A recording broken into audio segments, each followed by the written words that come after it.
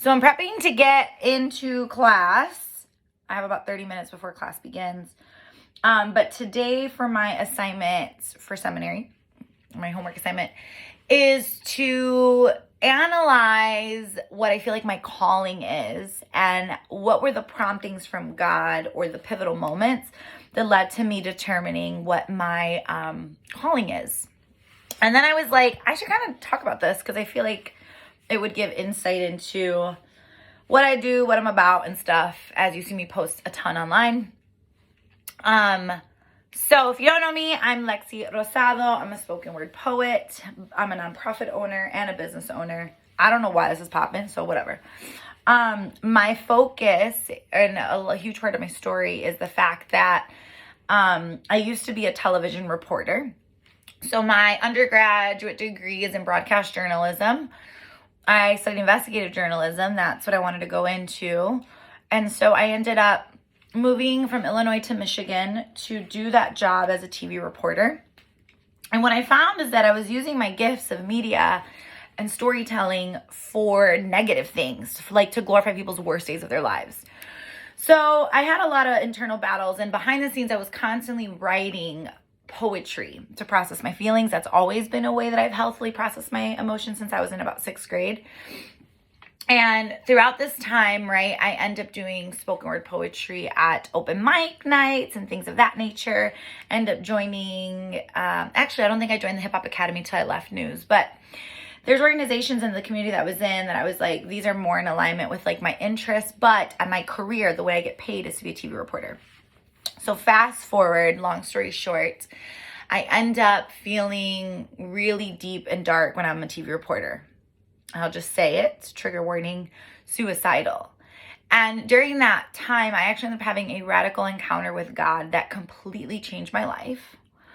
I knew that I had experienced a lot of evil in the world by covering news, but this was the first time I experienced something so deep and personal that I was like, there is good. There is powers and principalities, and there is something that is beyond this world, beyond this, that is for me, that loves me, that is good, that is a love I've never experienced before.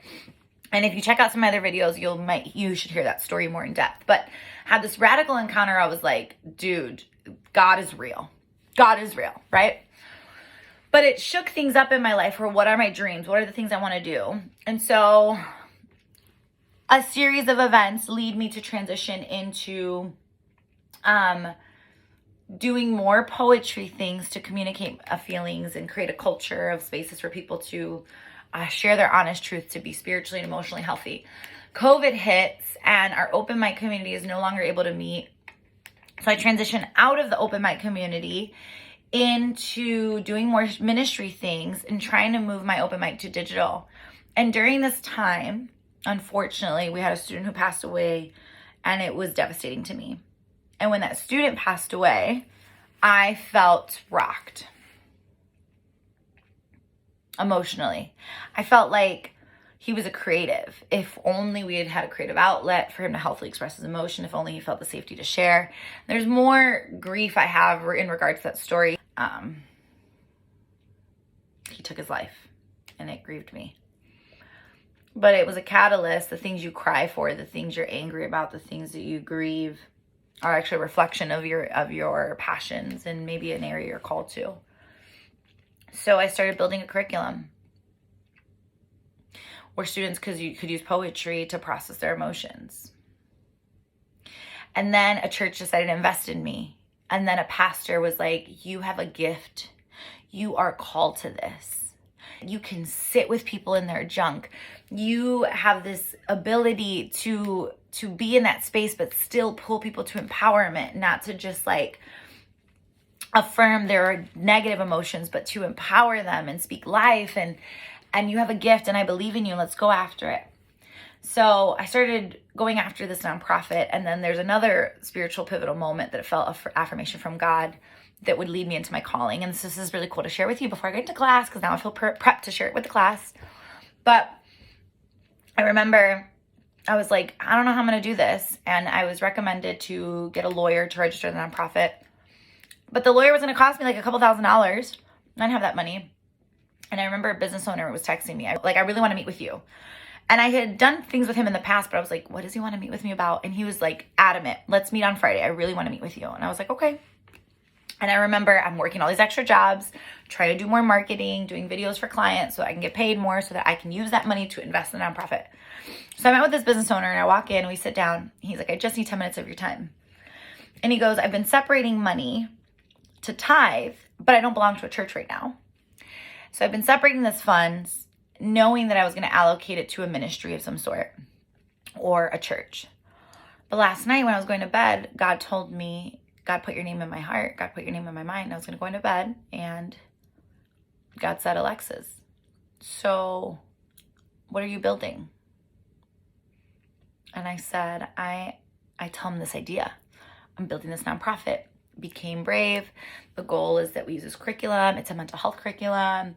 I want to help destigmatize mental health. I want students to move from, using art to help creatively share and process their emotions. And he ends up Cash App or Venmoing me more than $1,000. So that money was money I could use then now to invest in the lawyer.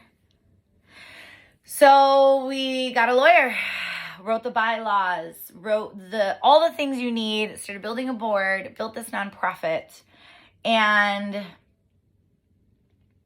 I feel very called to use my platform to help people work towards emotional and spiritual wellness.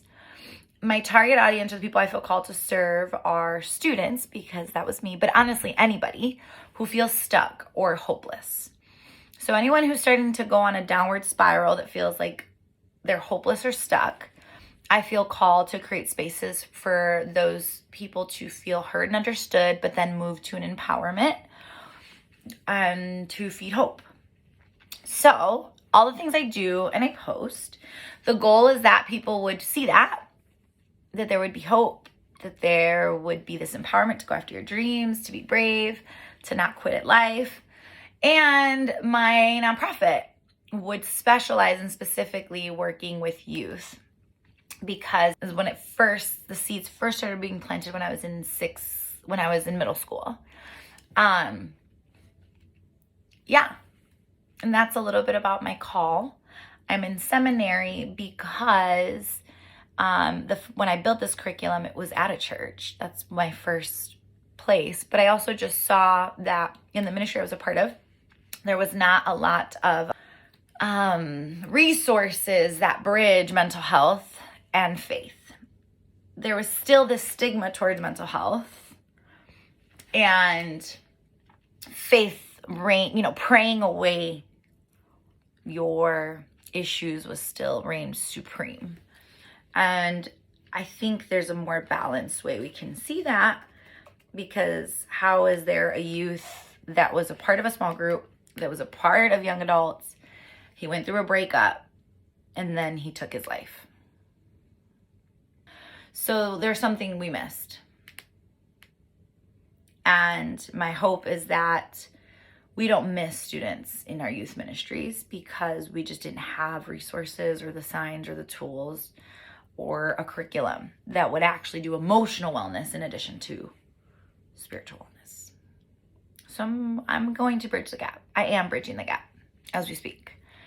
And if you're a church leader or youth leader, or you work in a school and you want to talk to see if this program would be a good fit for your students or neighborhood or church, message me or forward this video to somebody.